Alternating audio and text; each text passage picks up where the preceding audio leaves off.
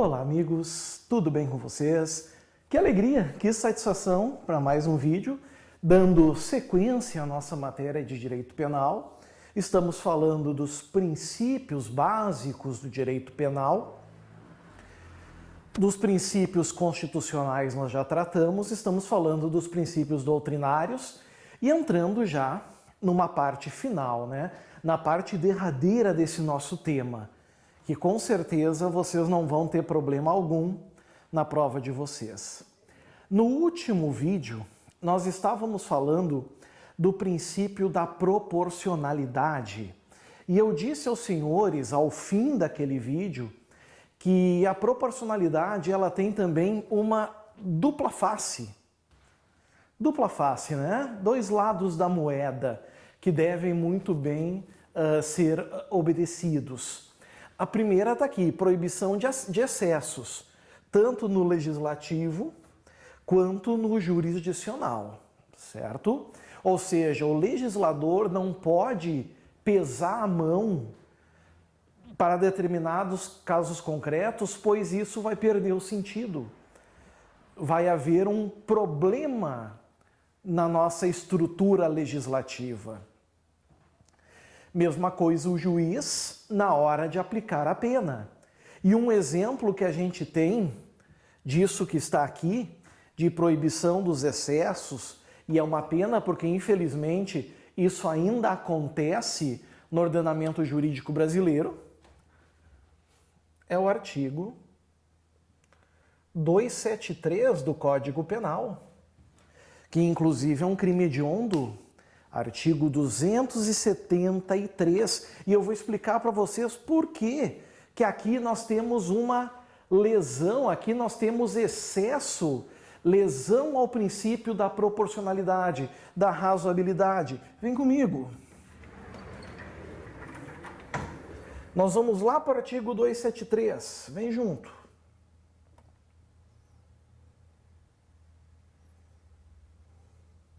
E vocês vão entender.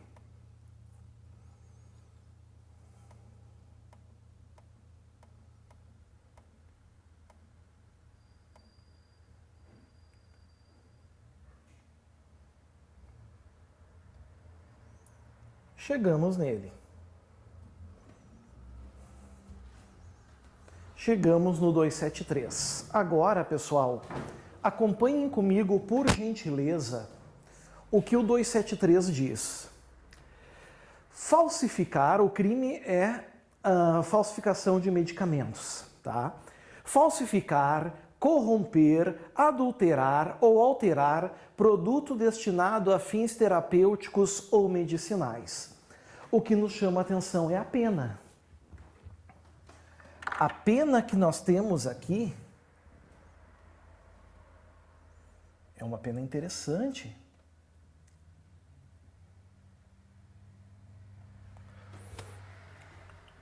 É uma pena de reclusão de 10 a 15 anos.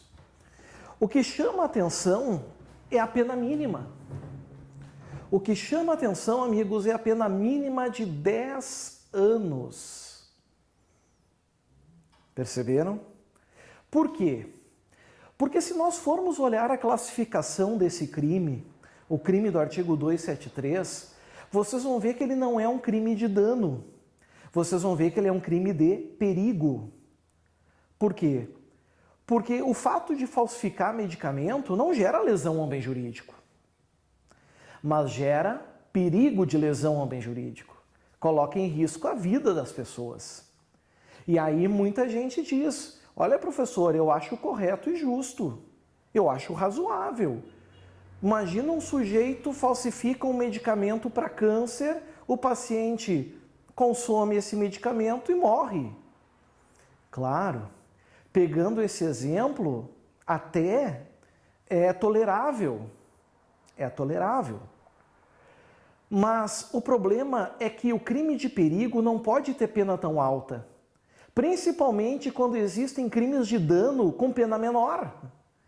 Um crime de perigo nunca pode ter pena mais grave que crime de dano. Até porque se vocês olharem ainda um pouco mais, vocês vão ver que o artigo o parágrafo 1A diz assim, ó, inclui-se entre os produtos a que se refere esse artigo os medicamentos. Opa!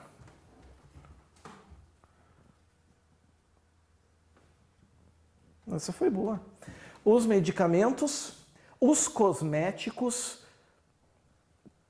as matérias-primas, os insumos farmacêuticos, os cosméticos, os saneantes e os de uso em diagnóstico.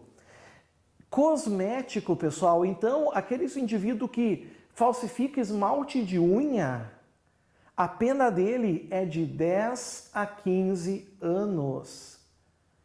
Claro, as mulheres vão dizer, justo, professor, quem falsifica esmalte de unha tinha que ficar para sempre preso. Pois é, mas vejam a lesão aqui ao princípio da proporcionalidade. E agora eu vou mostrar para vocês claramente como isso ocorre. Vou mostrar para vocês como isso acontece, meus caros. Acontece assim, ó.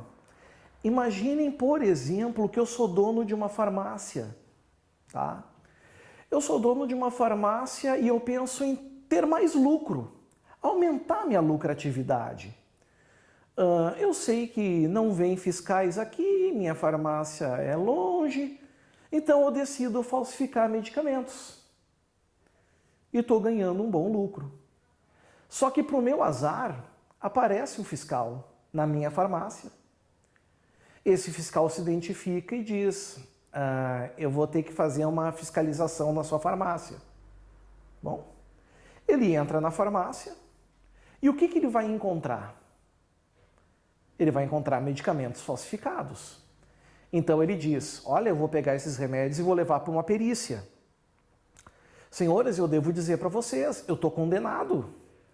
Porque imagina qual prova é mais forte do que uma prova pericial. A prova pericial vai apontar que esses medicamentos são falsos. Eu preciso tomar uma atitude. E analisando o contexto jurídico, legislativo, eu não penso duas vezes. Eu mato o fiscal. Por quê? Porque se ele sai dali com os medicamentos, ocorre a perícia e ela constata que são falsos, minha pena mínima é de 10 anos. Agora, se eu mato o fiscal sem ninguém ter visto,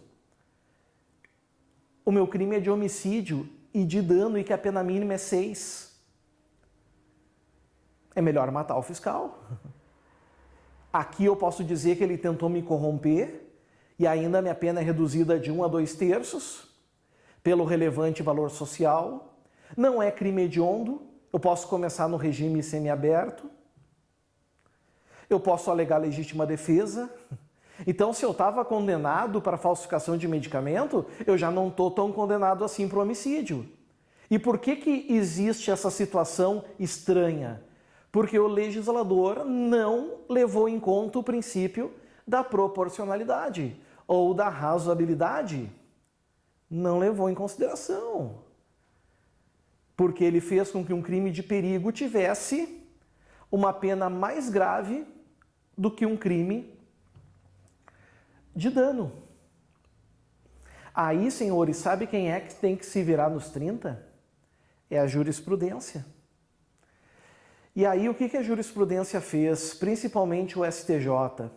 O STJ entende que a pena do artigo 273 é inconstitucional, porque ela fere a proporcionalidade, ela fere a razoabilidade. E entende, então, que nesse caso de falsificação de medicamentos, o correto é usar uma analogia favorável ao réu, que é pegar a pena do artigo 33 da Lei de Drogas, a pena do tráfico. A pena do tráfico não é de 10 a 20, de 10 a 15, não é de 6 a 20, ela é de 5 a 15 anos. Então essa sim é mais eficaz nesse caso concreto. Assim que o STJ tem entendido, aplica-se a pena do artigo 33 do tráfico de drogas. Outro caso, meus amigos, é a questão do estupro. A questão do estupro. Por quê? Porque até 2009, o estupro exigia a conjunção carnal, penetração do pênis na vagina. e a pena era de 6 a 10 anos. Em 2009, não é mais só conjunção carnal. O estupro passou a ser qualquer outro ato libidinoso, mesmo que não fosse conjunção carnal. Então, daqui a pouco, um beijo lascivo com grande carga libidinosa poderia ser estupro. Obrigar a vítima a praticar a masturbação, a felação, né, o sexo oral, tudo isso também passou a ser estupro. Mas o problema é o seguinte: uma coisa é a conjunção carnal, certo? Outra coisa, amigos, é uma passada de mão, é um beijo lascivo, é menos grave. Então eu não poderia aqui usar a mesma pena. O que fez a jurisprudência? Passou a punir esses casos com a pena da tentativa do estupro. Ou seja, pegava a pena do estupro e reduzia de 1 a 2/3, porque assim conseguia-se obedecer o princípio da razoabilidade, da proporcionalidade. Certo? Muito bem. Essa é uma das faces, então, e nós temos, obviamente, a outra face. A outra face, bem tranquila, né? Impede a proteção insuficiente?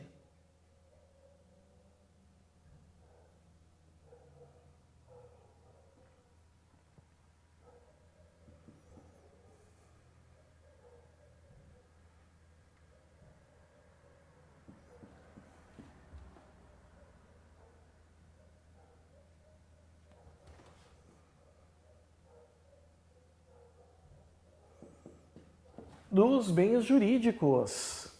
O que isso quer dizer, pessoal? Isso quer dizer que o direito penal ele não tolera a punição abaixo da medida certa. Não tolera. Então eu não posso, por exemplo, punir um estupro com o pagamento de cestas básicas. Isso não iria coibir a prática delituosa. A prática criminosa iria acontecer de qualquer jeito, de qualquer maneira. Então é preciso também que se dê a dose certa. Quando se aplicam atenuantes na aplicação da pena, é preciso cuidar, porque a lei estabelece que as atenuantes, por mais que existam, elas não podem fazer com que a pena fique abaixo do mínimo previsto em lei. Porque se fosse possível ficar abaixo do mínimo previsto legalmente, nós teríamos uma lesão provavelmente irrecuperável do princípio da proporcionalidade. Então, assim como para ser eficaz nós não podemos aplicar penas acima do que é necessário, também nós não podemos fazer incidir penas abaixo da medida correta. A pena tem que ser exata, equilibrada. Certinho? E assim, nós vencemos o princípio da proporcionalidade. Tchau para ele. Antepenúltimo princípio.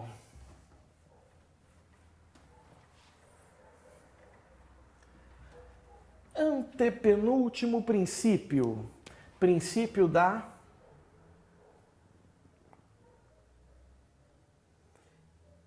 exclusiva proteção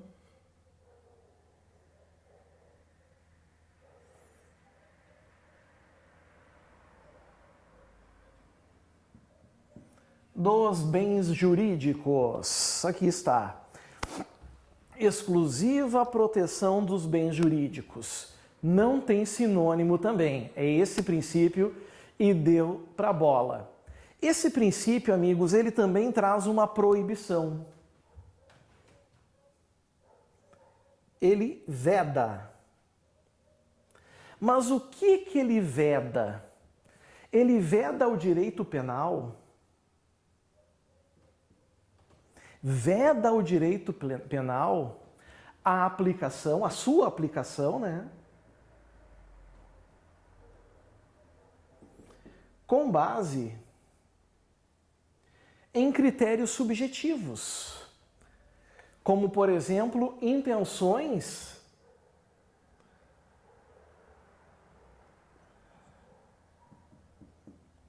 e pensamentos das pessoas.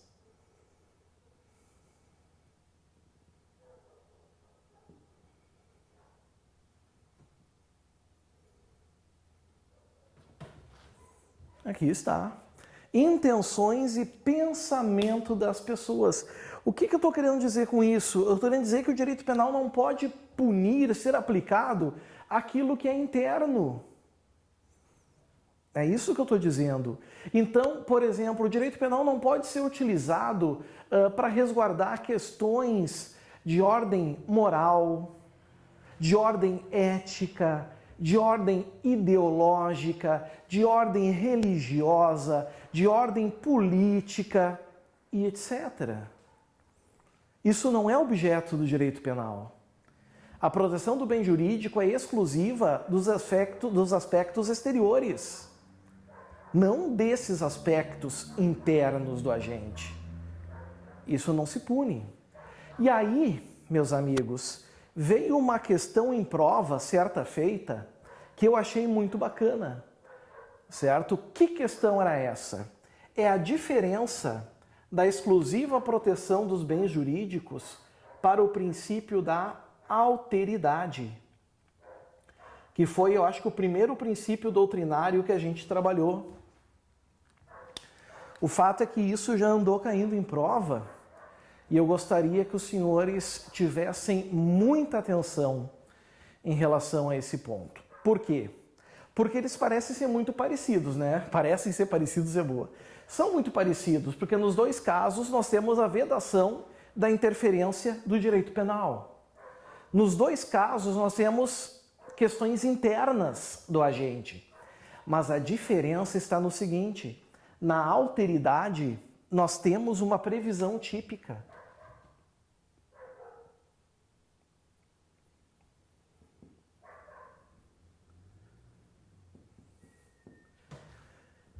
Nós temos uma previsão típica, como, por exemplo, a circuncisão. Não, desculpem. A previsão típica nós temos aqui como, por exemplo, o consumo de drogas, consumir substância entorpecente. Tem previsão legal, tem a lei de drogas. Então, é exteriorizado. Já na exclusiva proteção dos bens jurídicos é diferente. Porque aqui nós não vamos, meus amigos, certo? Nós não vamos ter essa previsão legal. Essa previsão legal aqui ela não vai existir. Perceberam? Então é importante tomar esse cuidado, vocês não podem confundir os dois. E mais um detalhezinho, então, desse princípio. Deixa eu só apagar aqui.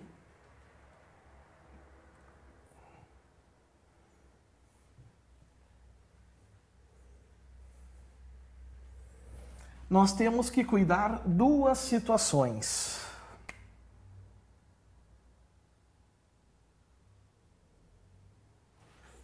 Duas situações. Primeiro,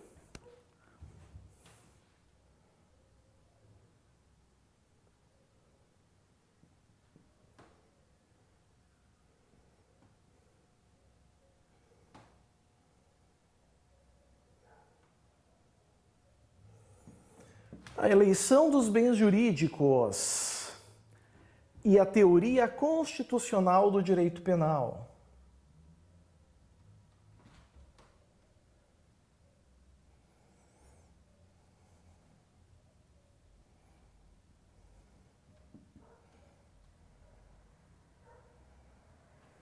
Aqui está. E a outra, que é a chamada espiritualização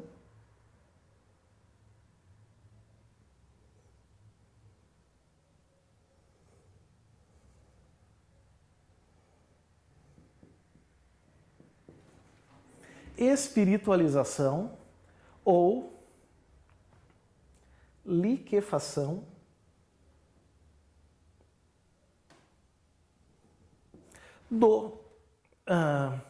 dos bens jurídicos.